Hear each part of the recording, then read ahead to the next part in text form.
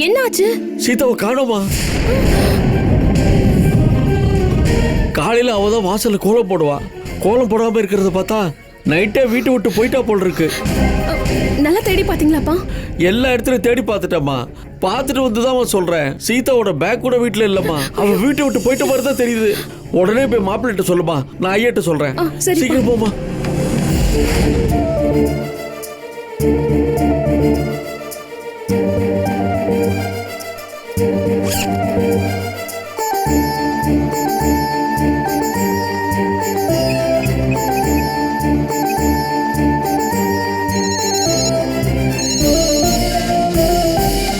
Hello பாட்டிமா, நான் சீதா பேசுறேன்.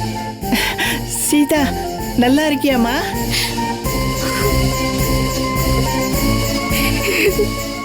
சீதா, என்னாச்சுமா உனக்கு? ஏன் அழற?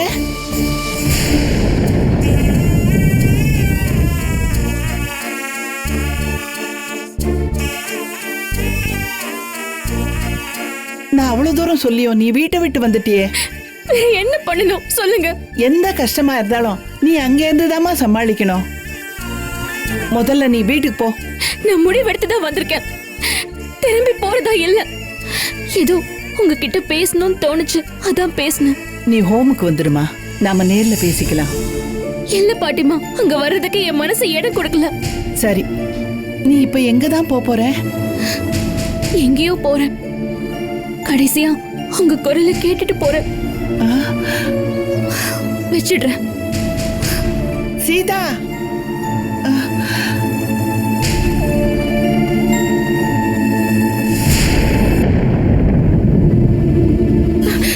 என்னங்க, சீதா நம்ம வீட்டை விட்டு போயிட்டாங்களாம். ஆசிரமத்துக்கு தான் போயிருப்பாங்க. வாங்க நாம போய் கூட்டிட்டு வரலாம். சீதா நம்ம வீட்டை விட்டு போக மாட்டா. இங்கதான் எங்கேயாவது இருப்பா. போய் தேவசேனா எங்க இருக்கான்னு பாரு. கண்டிப்பா அவ கூட தான் இருப்பா.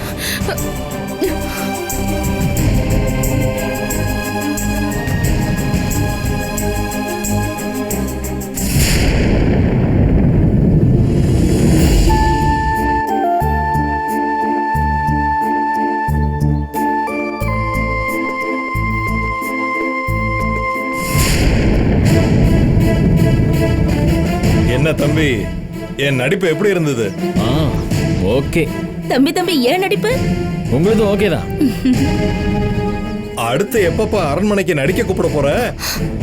மறந்துடாம என்னையும் கூப்பிடு தம்பி. தேவைப்படும் போது கூப்பிடுறேயா, வந்து நடிச்சிட்டு போங்க. நானே அருணை மிரட்டி பணம் வாங்கலாமா இல்ல பொண்ணை கல்யாணம் பண்ணி சொத்தை எழுதி வாங்கலாமான்னு யோசிச்சுக்கிட்டு இருக்கேன். அமௌண்ட்டை கொஞ்சம் கூட கொடு தம்பி. ஆமாப்பா. படி 1000 ரூபா. என்னப்பா 1000 ரூபாய் தான் தர? அம்மாவா நடிச்சிருக்கேன், 1000 ரூபாய் போட்டு 2000 ரூபாவா தரக்கூடாதா? ஊர்ல இருக்கிற என் பெத்த அம்மாவுக்கே நான் மொத்தமா 1000 ரூபா அனுப்புனது இல்ல. உன் பெர்ஃபார்மன்ஸ்க்கு இதுவே ரொம்ப அதிகம். டேய் இந்தடா உனக்கு 1000 ரூபா.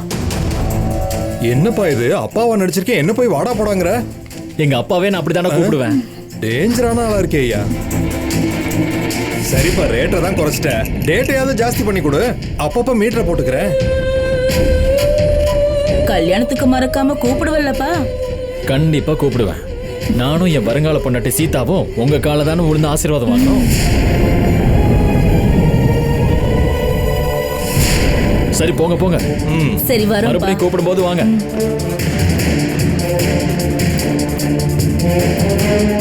நினைச்ச மாதிரி கல்யாணம் நடந்துருச்சுன்னா இதே ஊர்ல நாமளும் ஒரு கோடீஸ்வரன் தான்.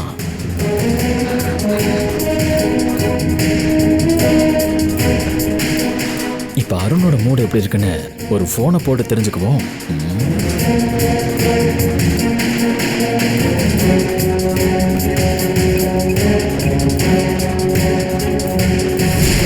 ஹலோ. ஏய், என்னடா வேணும் உனக்கு? நான் உனக்கு என்னடா பண்ண? ஏன்டா என்ன டார்ச்சர் பண்ற? என்ன நண்பா, டென்ஷன் ஆயிட்டீங்களா? கோமா பேசுறீங்க? என்னதான் இருந்தாலும் நான் அரண்மனை மாப்பிள்ள இல்லையா? எங்க அப்பா உனக்கு எவ்வளவு தரேன்னு சொன்னாரோ அதை விட 2 மடங்கு நான் தரேன். சீதா விட்டு. வாவ், 2 மடங்கு தரீங்களா? சரி சரி சரி சரி. அப்போ நான் சொல்ற இடத்துக்கு வா. எதுவா இருந்தாலும் பேசி முடிவு பண்ணிக்கலாம். விஷயம் தெரியாம பேசாத. சீதாவை காணோம்.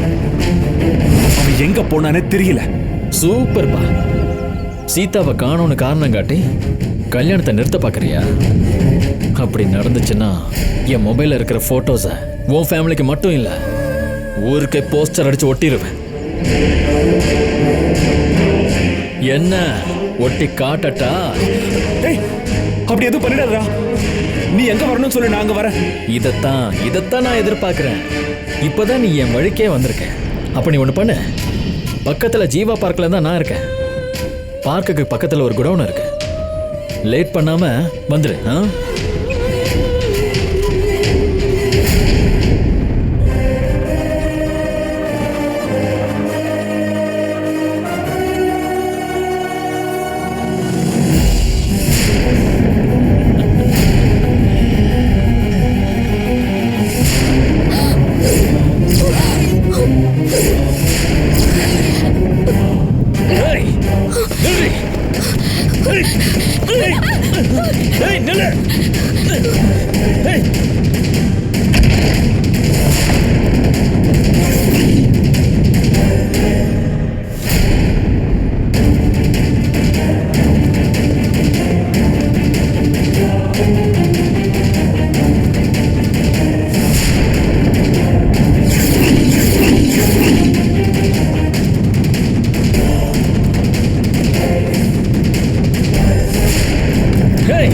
எங்கடி ஓடுற?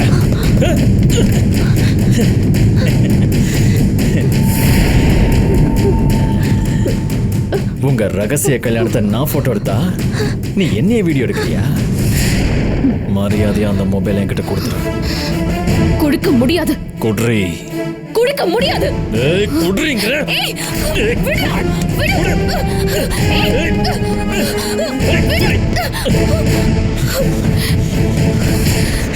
இப்ப பாரு, உன் கண் எதிர்க்க எல்லாத்தையும் டெலிட் பண்றேன். என்கிட்டே வா.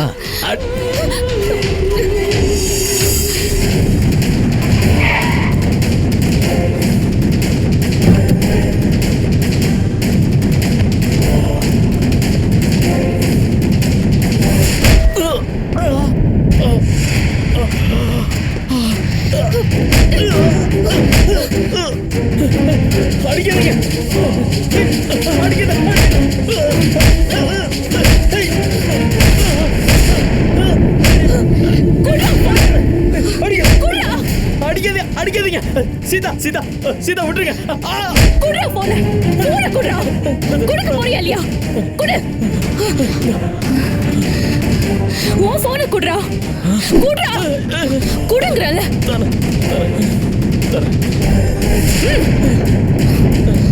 குடு.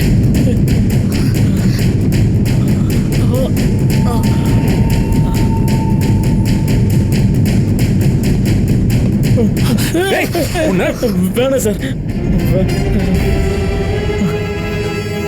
நான் பண்ணது தப்பு தான். ஏற்கனவே நான் அடி பின்னிட்டாங்க சார். தயவு செஞ்சு என்ன விட்டுருங்க சார். இனிமே உங்க வாழ்க்கையில நான் குறுக்கவே வரமாட்டேன் சார். என்ன மன்னிச்சிருங்க சார். இதை வச்சுதானே உங்களை மிரட்டிட்டு இருந்தான்.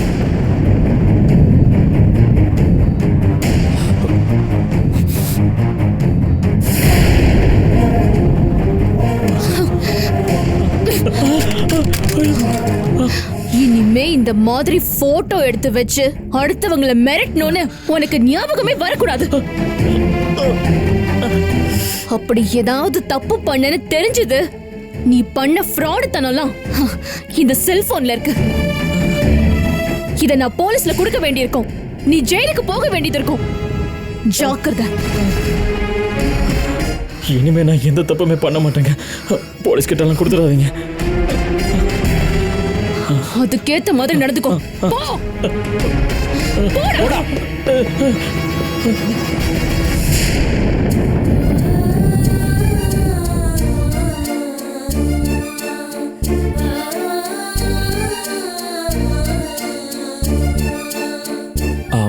வா போலாம்.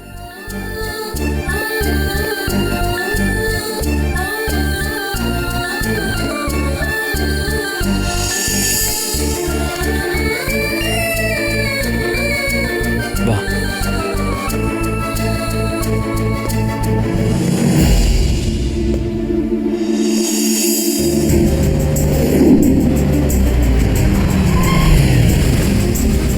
சீதா இறங்கு.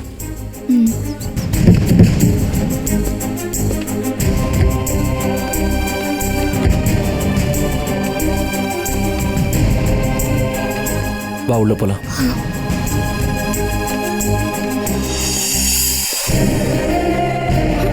அப்பா சீதா சீதா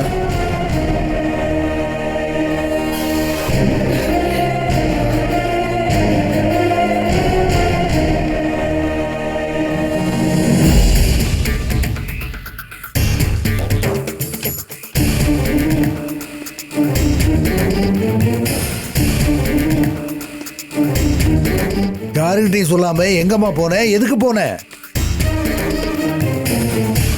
இந்த வீட்டை விட்டு போற அளவுக்கு அப்படி என்ன நடந்து போச்சு? உங்களுக்கு விருப்பம் இல்லாததே நடந்திருந்தாலும் எங்க கிட்ட வந்து சொல்ற உரிமை உங்களுக்கு இல்லையா? நாங்க உங்க மேல வச்சிருக்கிற நம்பிக்கையை உடைக்கிற மாதிரி இப்படிதான் வீட்டை விட்டு போவீங்களா? சொல்லுங்க சீதா, கேக்குறல்ல, ஏன் இப்படி போனீங்க?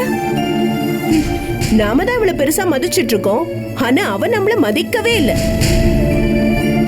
அதான் இப்படி சொல்லாம கொள்ளாம போயிருக்கா. அவளுக்கு அந்த அளவுக்கு மனசு வந்ததுக்கு அப்புறம் நாம இந்த வீட்ல சேர்த்துக்க தேவையே இல்ல. என்ன பேசுற நீ? அவ ஏதோ மன வருத்தத்துல போயிருக்கா. எதுக்காக போனேன்னு கூட தெரிஞ்சுக்காம அனுப்பிடுங்கிறியே.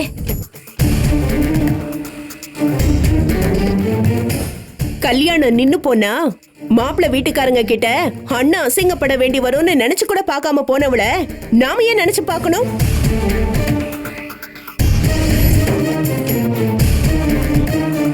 தப்பு சீதா மேல இல்லம்மா, நம்ம மேலதான். இவர் ஒருத்தர். அவ மனசுல என்ன இருக்குன்னு தெரிஞ்சுக்காம அவ கல்யாண பேச்சை எடுத்தது தப்பு. நாம தான் அவ கல்யாண விஷயத்துல அவசரப்பட்டு நெருக்கடி கொடுத்துட்டோம்.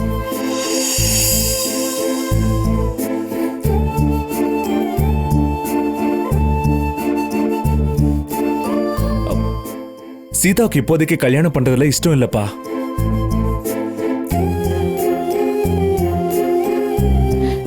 என்ன சீதா, இத எங்க கிட்ட மனசை திறந்து சொல்றதுக்கு என்ன?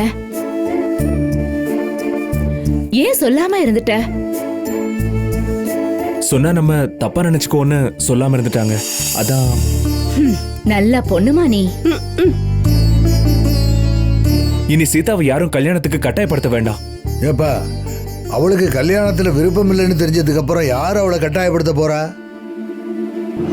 இனிமே இந்த வீட்டுல அவ விருப்பப்படிதான் எல்லாமே நடக்கும். எங்க சீதாவை கூட்டிட்டு போய் ஏதாவது சாப்பிட சொல்லு. சரிங்கப்பா. கூட்டிட்டு போ. போய் சாப்பிடுமா. வா.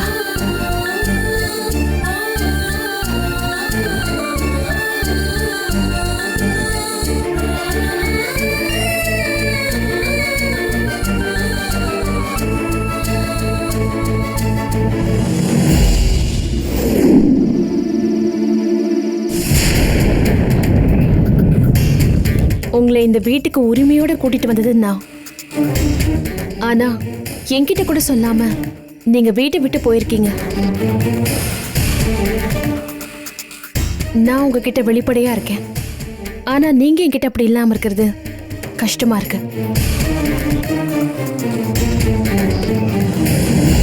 உங்களுக்கு கல்யாணத்துல விருப்பம் இல்லைன்னு எல்லாருக்கும் புரிய வச்சிட்டீங்க, ஆனா ஏன் விருப்பம் இல்லைங்கிறத சொல்லவே இல்லையே.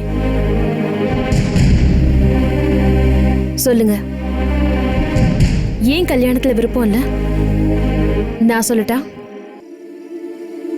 உங்களுக்கு ஏற்கனவே கல்யாணம் ஆயிடுச்சு.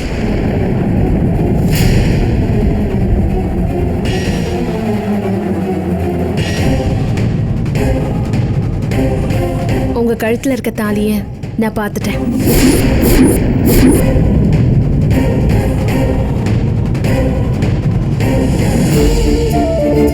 நீங்க மறைக்க நினைக்கிற விஷயத்த நான் கேட்டு கஷ்டப்படுத்த வேண்டான்னு தான் கேட்காம இருந்தேன். என் மேல இருக்க நம்பிக்கையில என்னைக்காவது ஒரு நாள் சொல்லுவீங்க நான் அமைதியா இருந்தேன். ஆனா நீங்க சொல்ற மாதிரி இல்ல. சொல்லுங்க, உங்க கழுத்துல இருக்க தாலி யார் கட்டினது? ஏன் தாலியை மறைச்சு வாழ்ந்துட்டு இருக்கீங்க? புருஷன் இருக்க இடத்துலதான் பொண்டாட்டி இருக்கணும். எதுக்காக உங்க புருஷனை விட்டு பிரிஞ்சிருக்கீங்க? நானும் அவரும் நீங்க நல்லா இருக்கணும் தான் உங்களுக்கு எல்லாமே பண்ணோம். என் மேல நம்பிக்கை இருந்தா சொல்லுங்க சீதா. உங்க கழுத்துல தாலி கட்டினது யாரா இருந்தாலும் சரி, அவர் கூட உங்களை நான் சேர்த்து வைக்கிறேன். நான் கேட்டும் நீங்க சொல்லாம மறைக்கிறீங்கன்னா இதுல ஏதோ மர்மம் இருக்கு. அந்த மர்மம் என்னங்கறத நீங்க சொல்ல வேண்டாம். உங்க கழுத்துல இருக்க தாலிய நானா கண்டுபிடிச்ச மாதிரி தாலி கட்டினது யாருங்கிறதையும் நானே கண்டுபிடிக்கிறேன். உங்க புருஷனோட நானே உங்களை சேர்த்து வைக்கிறேன். வேண்டாம் கங்கா, உங்க முன்னால நடமாடிட்டு இருக்கிறதே எனக்கு போதும். நீங்க எல்லாரும் சந்தோஷமா இருக்கணும், எனக்கு அது போதும். என்ன பத்தி நீங்க எதுவும் கவலைப்படாதீங்க. எங்க சந்தோஷம் உங்களுக்கு முக்கியம்னா உங்க சந்தோஷம் எனக்கு முக்கியம். உங்களை உங்க வீட்டுக்காரரோட சேர்த்து வைக்கிறது என் ஃப்ரெண்டுக்கு நான் செய்ய வேண்டிய கடமை. அதை நான் நிச்சயம் செய்வேன்.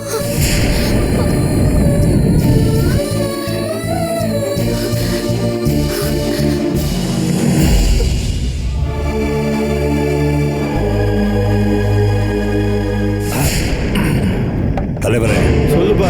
அந்த சீதா பண்ணிட்டு போன காரியத்தால என் செல்வாக்கே போச்சு.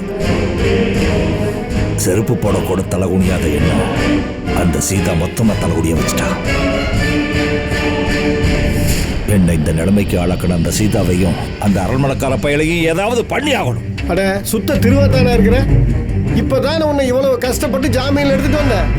இங்க பாரு, உன்ற ஆத்திர அவசரத்துக்கெல்லாம் ஒண்ணும் பண்ண முடியாது துறப்பாண்டி. அட கொஞ்சம் ஆற போட்டு பண்ணுவோம். ஆறுன கஞ்சி பழங்கஞ்சி தலைவரே, அவங்கள உடனே பழி வாங்கி ஆகணும். அப்பதான் என் மனசு ஆறும். துரப்பாண்டி, நம்ம பசங்க விசாரிச்சதுல இப்ப அவ இருக்கிறது ரொம்ப பெரிய இடம். ஆட கோட்டைக்குள்ள போய் உட்கார்ந்து இருக்கிற மாதிரி உட்கார்ந்து இருக்கிறா. அவ்வளவு சுலபமா இப்போதைக்கு அவளை ஒண்ணுமே பண்ண முடியாது. இல்ல அவ்வளவு பெரிய இடம். என்ன விடவா உங்களோட விடவா அதிகாரத்தை கையில வச்சுக்கிட்டு சாக்கு போக்கு சொல்லிக்கிட்டு இருக்கீங்க. எனக்கு இருக்கிற வெறிக்கு 2 கொலை விடுதா தான் என் ஆத்திரம் அடங்கும். அட கோபத்தை சரக்கு மேல காமிக்கிற. துரப்பாண்டி, உன்ற மேல கை வச்சா அது என்ற மேல கை வச்ச மாதிரி. உன்னை விட எனக்கு கோபம் அதிகம். சந்தோஷத்தை எப்ப வேணாலும் காட்டலாம், ஆனா கோபத்தை நேரம் பார்த்தாயா காட்டணும். இங்க பாரு, நான் எல்லாத்துக்கும் நேரம் பார்த்துட்டு தான் இருக்கிறேன். அந்த ஏரியாவில் இருக்கிற நம்ம ஆளுகிட்ட சொல்லி வச்சிருக்கிற. அவனுங்களும் அப்படியே நோட்டை விட்டுட்டு தான் இருக்கிறானுங்க. சமயம் கிடைக்கிறப்ப நம்ம யாருன்னு காட்டுவோம். அது வரைக்கும் நீ கொஞ்சம் கப்பிச்சு பண்ணிருக்கிறியா? இந்த புடி, உன் கோபம் தேர வரைக்கும் குடி கூடுற.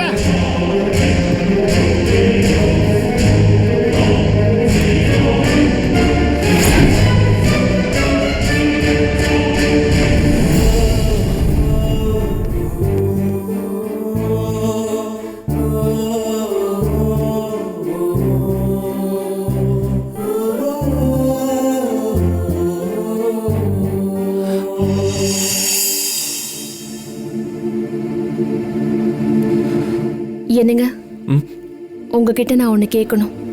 என்ன? சீதாவை கேரளாவில் பார்த்தப்போ கல்யாணத்துல இருந்து தப்பிச்சு வந்தாங்கன்னு தானே சொன்னீங்க? ஆமா. சீதாவுக்கு கல்யாணம் ஆயிடுச்சுங்க.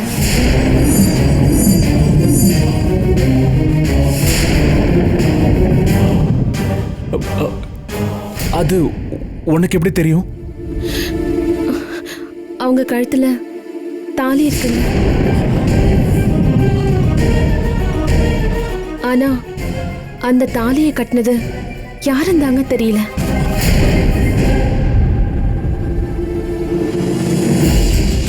சீதா மாதிரி ஒரு பொண்ண பொண்டாட்டின்னு சொல்லிக்கிறது எவ்வளோ பெரிய பெருமை. ஆனா அது அவங்க புருஷனுக்கு தெரியலையேங்க.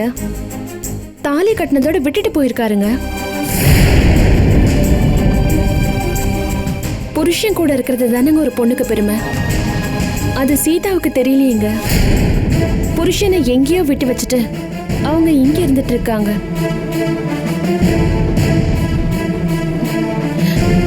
ஜானகி அக்காவுக்காவது புருஷன் யாருன்னு காட்டிக்க முடியாத கஷ்டம்தான் இருந்துச்சு. ஆனா இவங்களுக்கு கல்யாணம் நடந்ததையே காட்டிக்க முடியாத அளவுக்கு நெருக்கடி இருக்குங்க.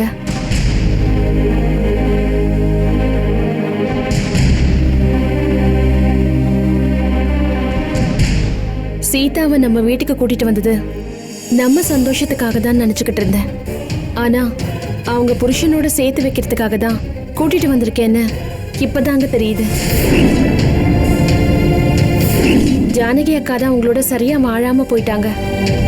அந்த மாதிரி கொடுமை சீதா வாழ்க்கையில நடந்துடக்கூடாது.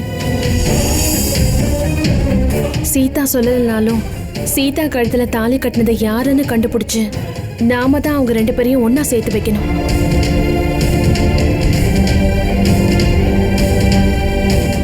ஏங்க என்ன பாக்குறீங்க? புருஷன் யாருன்னு சீதா மறைக்கலாங்க. அவங்க புருஷன் கண்காணாத தூரத்துல கூட இருக்கலாம். ஆனா நீங்க எனக்கு உதவி பண்ணீங்கன்னா அதை யாருன்னு நான் கண்டுபிடிச்சிருவேன். டுமில் டுமில் டுமில் டுமில் டுமில்